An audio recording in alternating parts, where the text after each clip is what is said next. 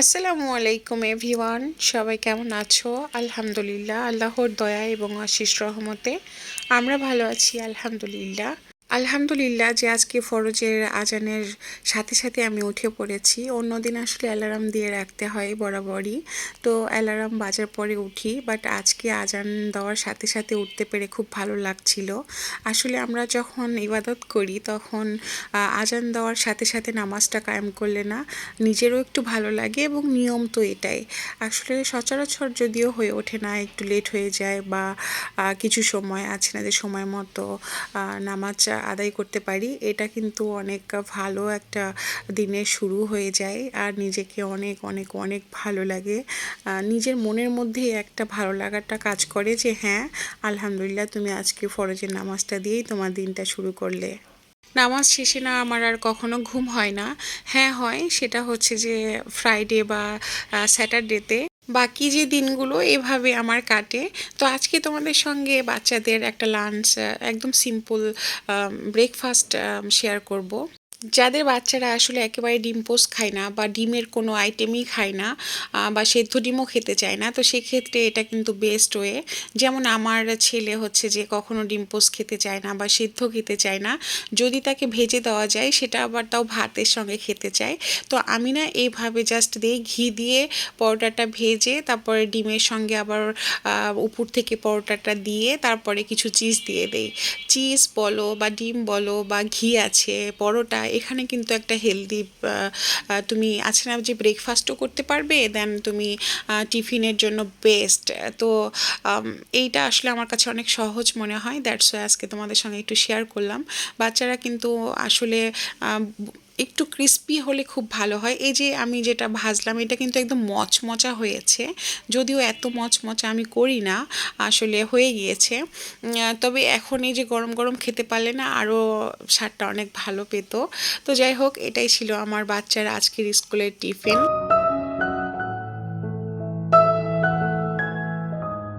আমার বাসায় তো এটা শুধু বাচ্চারা না, এটা আমিও কখনো খেয়ে ফেলি, তবে আমি চিজটা অ্যাড করি না। অন্য ভেজিটেবল অ্যাড করে নিলাম বা ডিম অ্যাড করি, বা ডিম আর পরোটাও খেয়ে ফেলি এইরকমভাবেই। সেটাও কিন্তু একটা ভালো ব্রেকফাস্ট হয়ে যায়। আর এই যে দেখছো যে ডিমটা কি সুন্দরভাবে বা চিজটা একদম গলে গিয়েছে। আর বেশি আছে না যে বেশি আবার কিছু দিতে গেলে বাচ্চারা যখন কামড় দিবে তখন বের হয়ে আসবে। আর যেহেতু ছোট মানুষ সেক্ষেত্রে আসলে অনেক কিছুই খেয়াল রাখতে হয়। আর তাছাড়া আমার ছোট ছেলেটা যেহেতু আসলে আস্তে আস্তে তার পছন্দ মতো টিফিন আইটেম নিতে চায় বা আমি কিছু করে দিতে চাই, সে আগ্রহ দেখায়। তো দ্যাটস হোয়াই আসলে এটা আমার জন্য অনেক ইজি, বা ওরও পছন্দ হবে এই জিনিসটা আসলে আমাকেও খেয়াল রাখতে হয়। তো এক এক দিন এক একটা আইটেম দেওয়ার চেষ্টা করি। তো তোমাদের এটা কেমন লাগলো? একেবারে সিম্পল, এটা আসলে এটার কোনো রেসিপি বা কিছুই নাই, আমি জাস্ট তোমাদেরকে দেখিয়েই দিলাম। তো এই তো আমি তারপরে আমার বাচ্চাকে স্কুলে দিতে যাচ্ছি।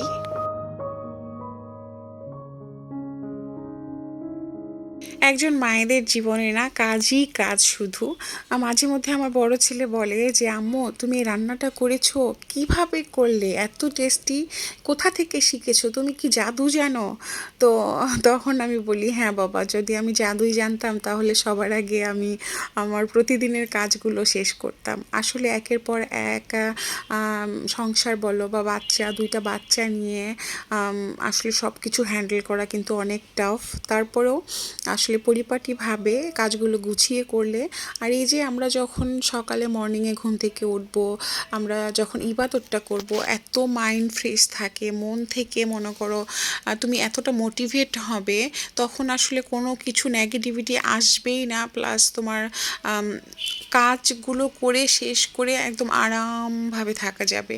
আর যখন তুমি এটা সকাল 10টা বা 11টায় উঠবে তখন তো এটা করব না সেটা করব, সেটা মানে কাজগুলো একদম অগোছালো হয়ে যাবে, তোমার দিনটাই বাজে হয়ে যাবে। তো তারপরে হচ্ছে বাচ্চাকে স্কুল থেকে দিয়ে আসি, আমি ভাবলাম যে ওকে আমি আমার ব্রেকফাস্টটা করে নিই। আসলে কিছুদিন ধরে চাইছিলাম যে কিছু হেলদি ফুড দিয়ে আমার ব্রেকফাস্টটা স্টার্ট করব। তো আজকের ব্রেকফাস্টটা ছিল আমার এই রকম। তো আলহামদুলিল্লাহ সিম্পল রেখেছি, যদিও আসলে এইরকম ব্রেকফাস্ট খাওয়ার পরে না শুধু চা খাওয়ার জন্য আমার মনটা ছটফট করে, কেননা আমি আবার সকালবেলা এক কাপ চা না খেলে আমার চলেই না। তো ভাবলাম যে ওকে একটু পেটটাকে রেস্ট দেই, তারপরে আগে আমি আমার কাপড়গুলো, যেহেতু শীতের দিন, ছোট দিনের বেলা, তার উপরে রোদ কম থাকে, আগে আমি আমার কাপড় চোপড় ওয়াশিং মেশিনে দিয়ে বাকি কাজগুলো করে ফেলবো।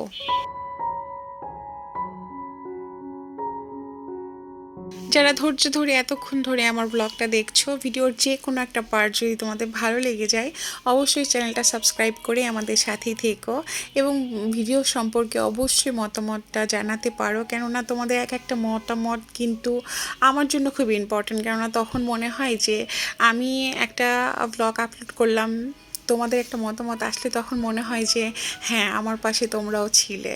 তো যাই হোক, আসলে নামাজ আদায়ের সময় না এই বড় যে একটা পিকচার, এটা আমার বেডরুমে ছিল। তো সব সময় না একটা ওড়না দিয়ে বা সব কিছু দিয়ে ঢেকে তারপরে সালাত আদায় করতে হতো।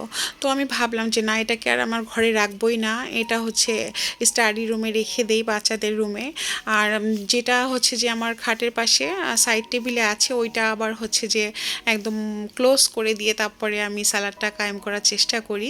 তো ভাবছিলাম যে আসলে যেখানে আমার পিকচার ফ্রেমটা লাগালাম ওইখানে আবার এই হচ্ছে ফ্রেমটা ছিল, তো এইটাকে আবার কোথায় সেট আপ করবো। তো ভাবলাম যে ওকে ডাইনিংয়ের পাশের ওয়ালে একটু স্পেস ফাঁকা ছিল, তো ওইখানে এটা বেস্ট মনে হবে।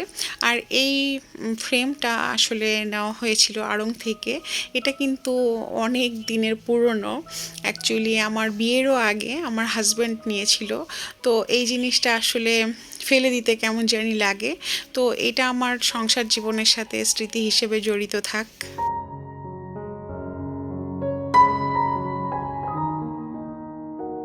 আসলে এটা জানি যে পিকচার বা এমন কোনো ফ্রেম বাসায় রাখা উচিত না যেটা আসলে আমাদের রহমতের ফেরেস্তা আসতে সমস্যা হয়। আসলে জেনে শুনেও না আমরা মানুষ কেন জানি অন্যায়টাই বেশি করি। তো আল্লাহ তাআলা যেন আমার হেদায়েত দেয়, একদিন হয়তো বা এগুলো আমি সব কিছুই ফেলে দিব ইনশাআল্লাহ। তো আসলে নামাজ যেখানে পড়বো সেখানে এগুলো না থাকাই ভালো। দ্যাটস ওয়াই আসলে অনেক দিন ধরেই ভাবছিলাম। আর এই ফ্রেমটা না সবসময় আমি যতদিন ধরে করিয়েছি 2014 সালে, তো তারপর থেকে আমার বেডরুমেই থাকে। তো সেক্ষেত্রে না, তো আমি মানে যখনই সালাদ কায়েম করতাম আমি হচ্ছে টাওয়েল বা ওড়না দিয়ে রাখতাম, কেননা বিষয়টা কেমন খারাপ দেখায়। তো আজকে ফাইনালি আসলে ডিসাইড করেই ফেললাম যে না, আজকে এটাকে আমি সরিয়েই ফেলবো। তো তারপরেই তো চা বানাতে যাব, দেখলাম যে দুধটা শেষ হয়ে গিয়েছে, তো দুধটা ঢেলে নিলাম। আর এই যে দেখো, এখন মনে হচ্ছে আমার পরিপূর্ণ আসলে নাস্তাটা কমপ্লিট হলো। আর আমার মনে হয় না যে আমি যতই হেলদি ফুড খাই না কেন, যতই ডায়েট করি না কেন, আমি কখনো আসলে চা ছাড়তে পারবো না। যদিও আসলে একবেলাই খাই আমি, আমি চেষ্টা করি, যদিও সন্ধ্যাবেলা বা রাতে বা বিকেলে যদি মন চায় তখন আমি ব্ল্যাক টি খাওয়ার চেষ্টা করি বা ব্ল্যাক কফিও খেয়ে ফেলি।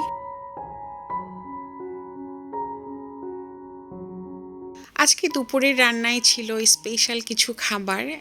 আর আজকের খাবারটা আমি জাস্ট একটা আইটেম রেখেছি এবং স্পেশালভাবে রেখেছি, কেননা আমার দুই বাচ্চারই না শরীরটা বেশি একটা ভালো না। আর তারা যখন মানে স্কুল থেকে এসে দেখবে যে হ্যাঁ আমি তাদের পছন্দের খাবারটা রান্না করেছি, হয়তো একটু তৃপ্তি মতো খেতে পারবে। আর অসুস্থ থাকার ফলে না একটু মাছ টাছ এগুলো খুব কম খাচ্ছে। আর আমি তো জানি যে আমার বাচ্চারা কোনটা পছন্দ করে, তো আমি আজকে ভেবেছি যে হ্যাঁ তাদের জন্য আমি বিফ ভুনা খিচুড়ি রান্না করব। মাংসর টুকরাগুলোকে আমি একটু ছোট ছোট করে নিয়েছি, তো খিচুড়ির মধ্যে আবার বিশাল বড় বড় আসলে মাংস এতটাও বেশি ভালো লাগে না, ছোট ছোট পিস হলে আমার কাছে ভালো লাগে। যেমন আছে না যে তেহারির জন্য ছোট ছোট পিস করা হয় মাংসের, বা বিরিয়ানির জন্য একটু বড় সাইজ করা হয়, আসলে যেটার সাথে যেটার মানান সেটাই আসলে মনে হয়। তো আজকের মাংসটা আমি প্রথমে একটু পেঁয়াজ আর তেল দিয়ে একটু ফ্রাই করে নিলাম, তারপর সম্পূর্ণটা মশলা আদা রসুন বলো, মরিচের গুঁড়ো, হলুদের গুঁড়ো, ধনিয়া, জিরার গুঁড়ো সব কিছু দিয়ে একটু কষিয়ে নিচ্ছি। আমার খিচুড়িটা কিন্তু একদম রেস্টুরেন্ট স্টাইলে বলতে পারো, বা শাহি খিচুড়ি যদি বলা চলে সেটাও বলা যায়, কেননা সেভাবে রান্না করছি। আর এই খিচুড়িটা না কিছুদিন আগেও রান্না করেছিলাম যখন আমার শাশুড়ি মা বাসায় ছিল।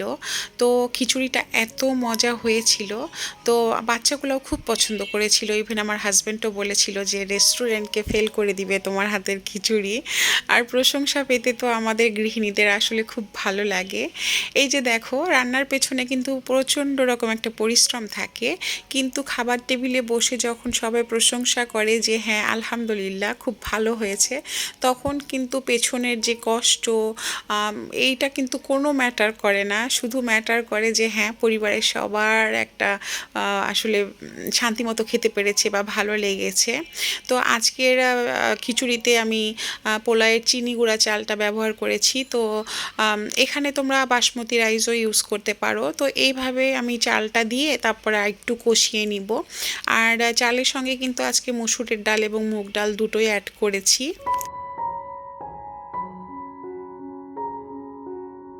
আর হ্যাঁ, মাংস কষানোর সময় কিন্তু আমি কিছু টক দই প্লাস একটু দুধও অ্যাড করেছিলাম, যেটা আসলে স্কিপ হয়ে গিয়েছে।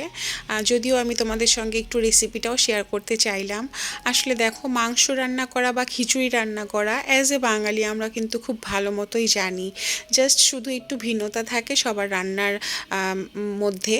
মানে আমার রান্না বা তোমার রান্না যে সেম হবে তা কিন্তু না, এতটুকুই পার্থক্য শুধু। তো সেটা আসলে একটু সুন্দরভাবে চালটা বা মাংসটা একটু কষিয়ে নিলাম, যেন মশলাটা একটু ভালোভাবে আসলে পোলাও চালের সঙ্গে মিশে যায়। তো তারপরে আবার একটু গরম পানি ইউজ করলাম, আর এইটা এখন জাস্ট শুধু সেদ্ধ হওয়ার পালা।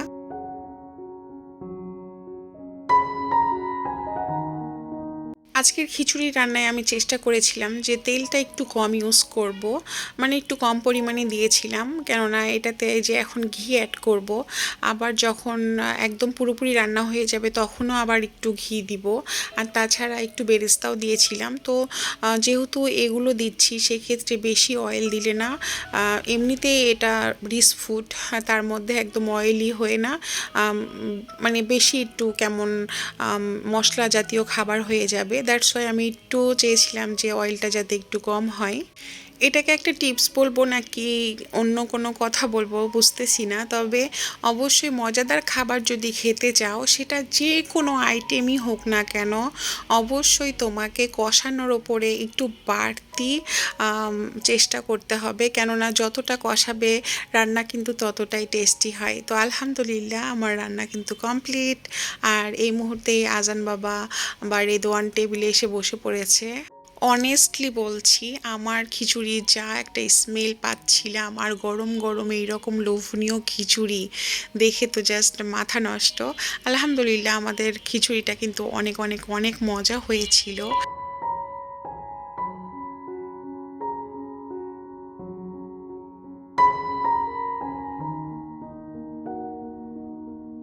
যারা সবসময় আমার ব্লগ আসলে কন্টিনিউ দেখো, তারা হয়তো বা জানো যে আমাদের ফ্যামিলি মেম্বারগুলো আবার আমরা সবাই না খিচুড়ি পাগল মানুষ। তো সেই ক্ষেত্রে আমাদের খিচুড়ি থাকলে আর কোনো কিছু প্রয়োজন হয় না। তবে আমার কাছে না এই ধরনের খিচুড়ি বলো বা রোস্ট বলো, পোলাও বলো, মাংস বলো, এগুলো আমার কাছে অনেক সহজ রান্না মনে হয়। আদার দেন আছে না যে সবজি বলো বা মাছ বলো, এগুলার চেয়ে এগুলো আমার কাছে অনেক ইজি মনে হয়।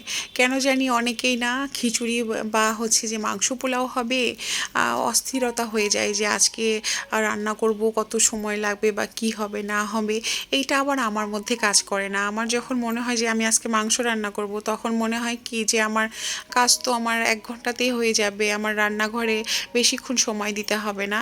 এটা আমার ক্ষেত্রে আসলে সত্যি আমার ক্ষেত্রে অনেক উপকার হয়। অনেক ভেজিটেবল রান্না করা বা শাক সবজি এগুলোর চেয়ে এগুলোতে আমার সময় খুব কম যায়। তো আলহামদুলিল্লাহ সুন্দর মতো খাওয়া দাওয়ার পরে এটা কিন্তু সন্ধ্যাবেলা আজান বাবারও যেহেতু সামনে এক্সাম, তো তাকে আমি কিছু হ্যান্ডরাইটিং করাচ্ছিলাম। আর এই বয়মটাতে কিছু মোয়া ছিল, গতকাল শেষ হয়ে গিয়েছে, তো ভাবলাম এটা আবার ভরে রাখি। আর সাথে কিন্তু আমি ব্ল্যাক কফিও নিয়েছি।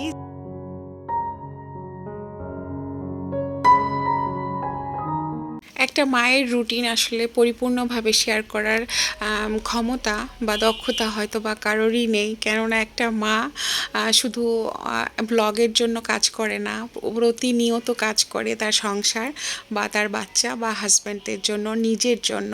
সো আমার ব্লগটাই ছিল আজকে যে আমি সকাল 5টা থেকে সন্ধ্যা 5টা পর্যন্ত আমার সময়টা আমি কেমন করে কাটাই। আর অফ ক্যামেরায় আসলে আমাদের কাজের কোনো শেষ থাকে না, যেটার হিসাব নিকাশ করা আসলে কারো পক্ষেই সম্ভব না। তো আশা করব যে আমার আজকের ব্লগটা তোমাদের পছন্দ হয়েছে। অবশ্যই যদি ভালো লাগে লাইক দিতে, কমেন্ট করতে এবং সাবস্ক্রাইব করতে ভুলে যেও না। আর অবশেষে বলতে চাই যে যারা আমাকে সাপোর্ট করছো, আমার পাশে আছো, আমাকে ভালোবাসা দিচ্ছ, তাদের প্রতি কিন্তু আমি অনেক কৃতজ্ঞ।